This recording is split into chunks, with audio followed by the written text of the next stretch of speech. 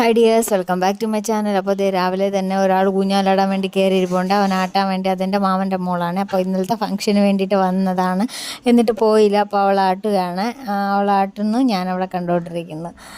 അതിനുശേഷം തേങ്ങ വെട്ടാൻ വേണ്ടിയിട്ട് ആൾ വന്നു. ഞങ്ങൾക്ക് അവിടെ നിൽക്കുന്ന ആ ഒരു തെങ്ങനെ ഉള്ളൂ. അതിൽ അത്യാവശ്യം തേങ്ങ ഉണ്ട്. അപ്പോൾ അതൊക്കെ വെട്ടി. അപ്പോൾ കരിക്ക് നോക്കാനാണല്ലോ, ഒരു 6 കരിക്കോളം വെട്ടിയിട്ടുണ്ടായിരുന്നേ. പിന്നെ അതൊക്കെ കുടിച്ച് തീർന്ന് ക്ഷീണമൊക്കെ മാറിയതിന് ശേഷം പിന്നെ ഇവർ ഭയങ്കര എപ്പോഴും നോക്കിയാൽ ഈ അടി തന്നെ, മുഖവും മൂടിയിട്ടിട്ട് ഇവൻ കയറിയിരിക്കും.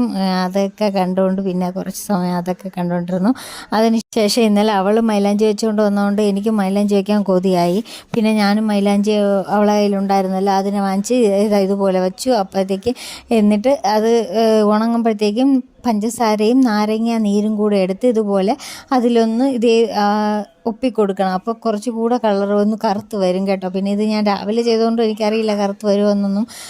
അതുപോലെ ഞാൻ പെട്ടെന്ന് കഴുകി കളഞ്ഞു കേട്ടോ. പിന്നെ കുറച്ച് നല്ല പച്ച മീൻ കിട്ടിയിട്ടുണ്ട്, കണ്ടില്ല, നത്തോലി, കുറേ വെറൈറ്റി മീനിനെല്ലാം കിട്ടിയിട്ടുണ്ട്. പിന്നെ അതൊക്കെ ക്ലീൻ ചെയ്ത് കറി വെച്ച് ചോറുണ്ടോ.